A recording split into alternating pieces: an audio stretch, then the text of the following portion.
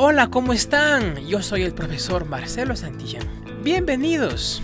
Antes de comenzar, quiero pedirte que te suscribas al canal. ¡Empezamos! Esta máquina simple sería polea, esta máquina simple sería cuña. Actividad 2. Escribo las partes del sistema osteomuscular y explico brevemente la función de cada una. En esta parte recordemos el niño que estaba corriendo, ¿no es cierto? ¿Por qué podemos movernos? Hagamos el ejemplo con el movimiento del brazo. El bracito se mueve gracias a tres cositas o tres factores, digamos. Número 1, los huesos. El hueso, como decía en el texto, nos da forma y estructura. Eso quiere decir que si no tuviéramos hueso, nos caeríamos como trapo viejo.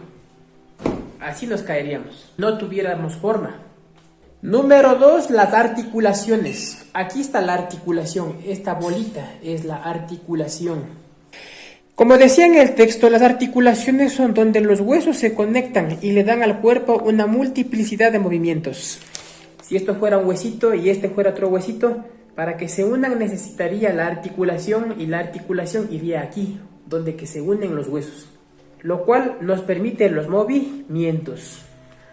Y número 3, el músculo, ¿no es cierto? La parte de la carnecita.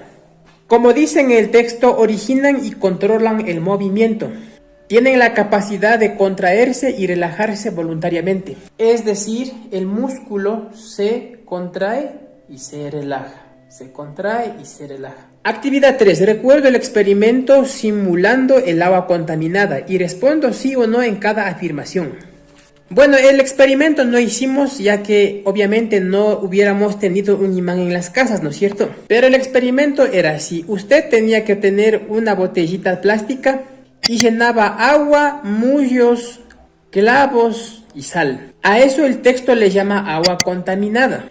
Entonces separamos todo lo sólido empleando un sedazo, sería filtración. Cogemos el imán y separamos los clavitos, sería magnetismo. Y aquí tendríamos la evaporación. El niño pondría el agua con sal en el sol.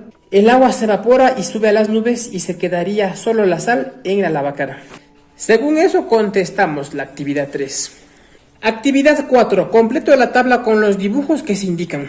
Un alimento que tenga mezcla homogénea, dibujamos. Una mezcla alimenticia que se pueda separar por filtración, dibujamos. Un alimento que tenga mezcla heterogénea, dibujamos. Esto ya se explicó en los videos anteriores.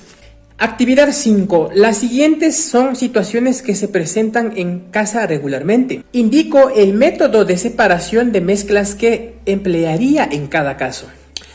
Explico brevemente el porqué. Acción: solo quiero comer el caldo, no las verduras de la sopa. ¿Cómo separaríamos el caldo de las verduras? Pues sería por filtración utilizando un sedazo, ¿no es cierto? Método sería filtración aquí. La razón, usted puede poner cualquier razón. Y así con las demás. Actividad 6. Indico 3 hábitos de higiene que sigo para manipular adecuadamente los alimentos. Para realizar esto, revise las tareas anteriores. Eso es todo, chicos, y si les gustó el video, no olviden dejarme sus likes.